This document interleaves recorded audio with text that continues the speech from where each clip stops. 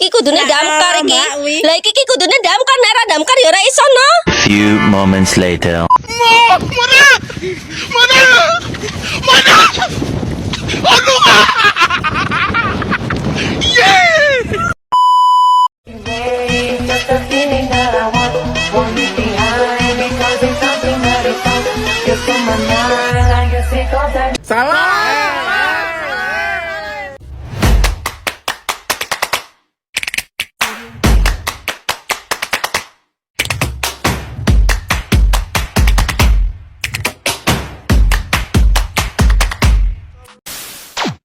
Bombastic side eye, criminal offensive side eye.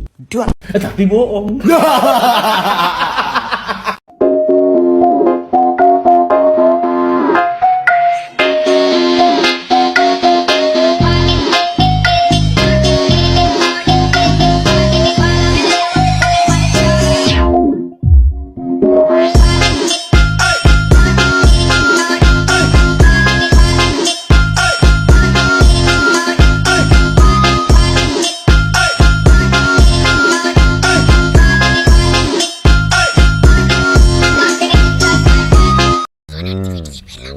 Macam tak betul je budak ni.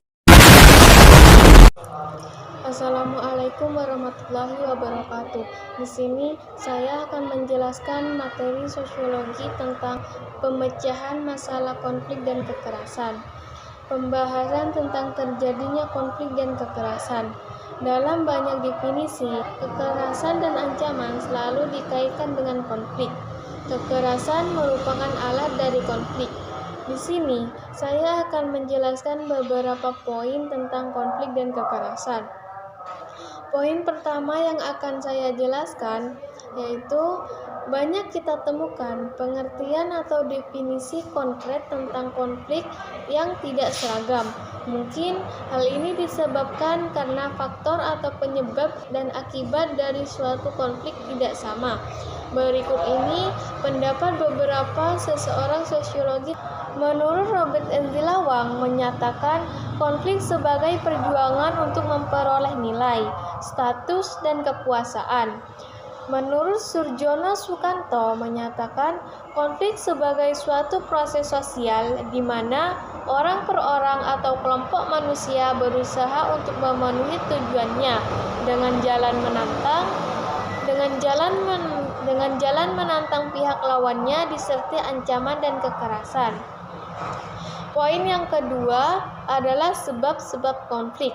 Ada beberapa perbedaan seperti perbedaan individu, perbedaan budaya, perbedaan kepentingan, perubahan sosial budaya yang terlalu cepat, perbedaan etnis, terus lagi perbedaan ras, agama. Di sini saya akan menjelaskan satu persatu perbedaan yang saya sebutkan tersebut. Yang pertama, perbedaan individu. Perbedaan individu merupakan perbedaan yang menyangkut perasaan, pendirian, pendapat, atau ide yang berkaitan dengan harga diri, kebanggaan, dan identitas seseorang. Jangankan manusia yang berbeda orang tua, suku, dan ras, manusia yang hadir dari dalam satu rahim pun memiliki perbedaan, meskipun secara fisik sekilas sama, seperti dalam kasus bayi kembar tersebut. Perbedaan dan pendirian, perasaan akan suatu hal atau lingkungan yang nyata ini dapat menjadi faktor penyebab konflik sosial.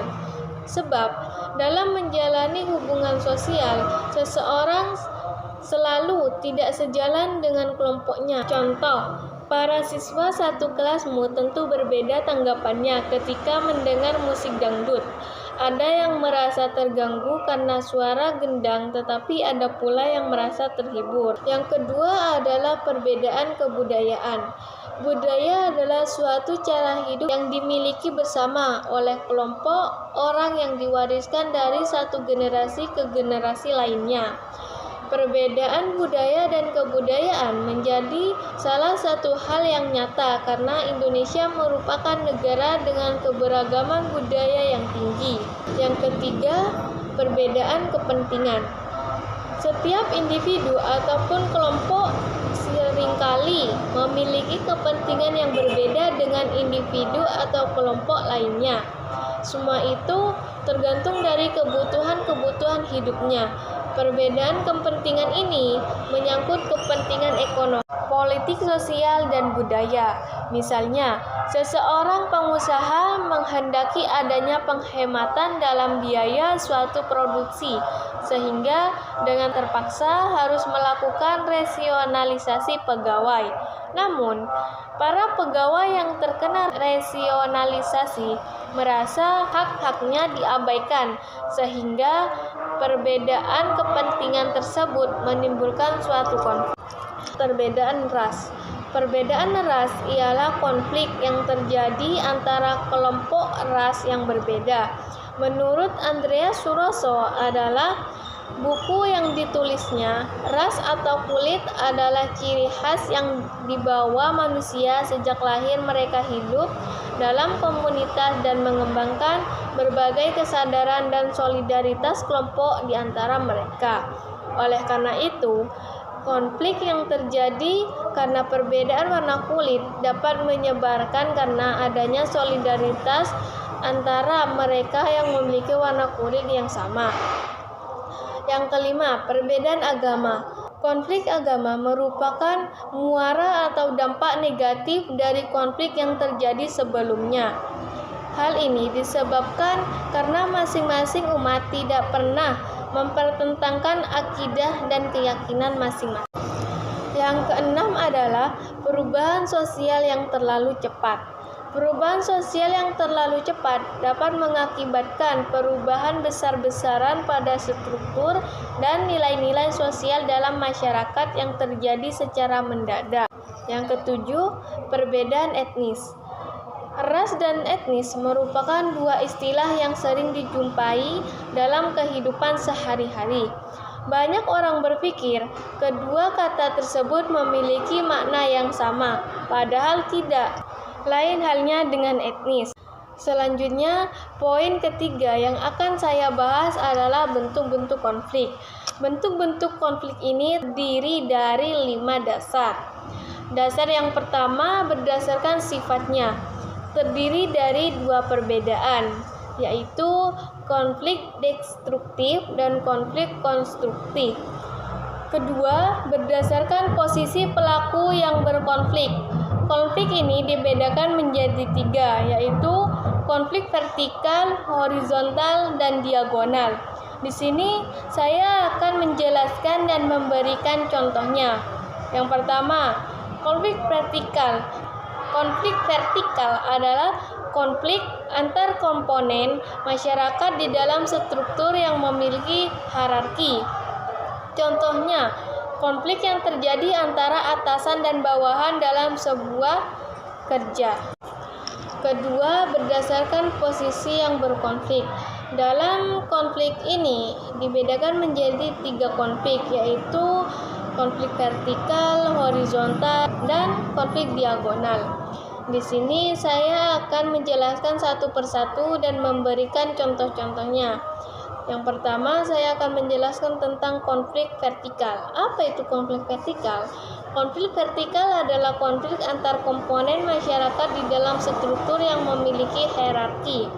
Dan contohnya adalah konflik yang terjadi antara atasan dan dengan bawahan dalam sebuah kantor. Selanjutnya, konflik horizontal. Konflik horizontal adalah konflik yang terjadi antar individu atau kelompok yang memiliki kedudukan yang relatif sama. Contohnya, konflik yang terjadi antar organisasi massa. Yang ketiga, konflik diagonal. Konflik diagonal adalah konflik yang terjadi karena adanya ketidakadilan alokasi sumber daya seluruh organisasi sehingga menimbulkan pertentangan yang ekstrim. Contohnya konflik Aceh. Yang ketiga, berdasarkan sifat pelaku yang konflik ini terbagi menjadi 2, yaitu konflik terbuka dan konflik tertutup. Yang keempat, berdasarkan konsentrasi aktivitas manusia di masyarakat. Dasar ini terdiri dari 5 bagian, yaitu konflik sosial, politik, ekonomi, budaya, dan ideologi. kelima, berdasarkan cara pengelolaan konflik interindividu. Perspektif konflik interindividu mencakup 3 macam situasi inkarnatif berikut: konflik pendekatan dan pendekatan, konflik menghindari dan menghindari, konflik pendekatan dan menghindari, konflik antar individu, dan konflik antar kelompok. Poin yang keempat di sini adalah dampak konflik, terdiri dari negatif dan positif. Dampak negatifnya adalah menimbulkan keretakan hubungan kelompok dan individu atau kelompok lainnya. Adanya perubahan kepribadian seperti memunculkan rasa curiga, rasa benci, dan akhirnya dapat berubah menjadi tindakan kekerasan. Kemiskinan bertambah akibat tidak konduktifnya keamanan. Lumpuhnya perekonomian jika suatu konflik berlanjut menjadi tindakan kekerasan. Pendidikan normal dan informal terhadap karena rusaknya sarana dan prasarana pendidikan. Lanjut, ini adalah contoh dampak positifnya adalah mengandung solidaritas sesama anggota kelompok, munculnya pribadi-pribadi yang kuat dan tahan uji menghadapi berbagai situasi konflik, membantu menghidupkan kembali norma-norma lama dan menciptakan norma-norma baru. Pemetaan konflik adalah langkah pertama dalam manajemen konflik.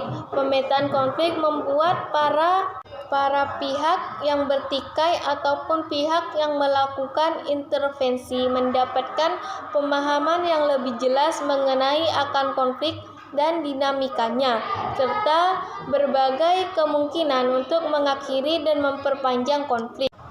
Poin yang kelima, pemetaan konflik. Pemetaan konflik adalah langkah pertama dalam manajemen konflik.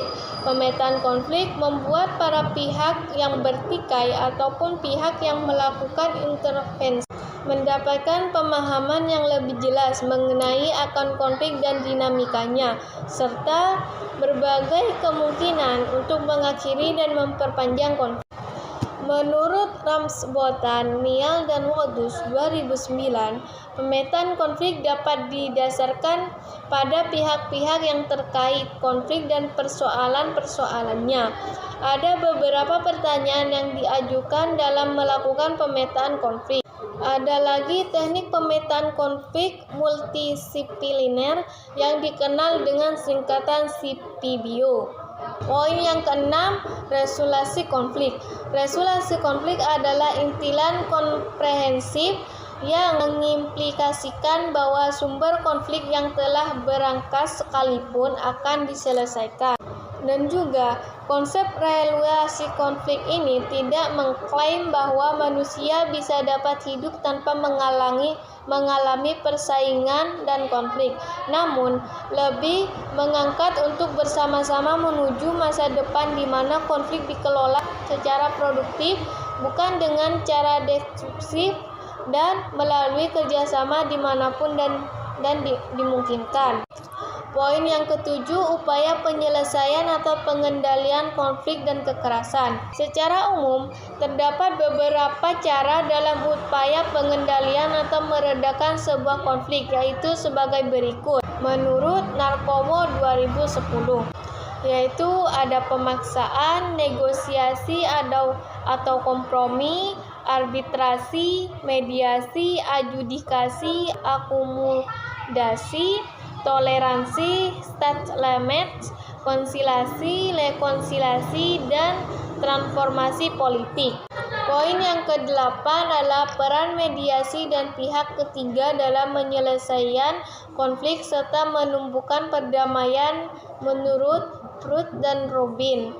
Ada beberapa macam peran pihak ketiga, yaitu sebagai berikut. Yang pertama, peran formal dan informal. Yang kedua, peran individual dan representatif. Yang ketiga, peran atas undangan dan tanpa undangan. Yang keempat, peran tidak memihak dan memihak. Yang kelima, peran penasehat dan pengarah. Yang keenam, peran antar pribadi dan antar kelompok. Ketujuh adalah peran yang berorientasi pada isi dan yang berorientasi pada proses. Sekian dari saya tentang penjelasan materi tersebut. Terima kasih.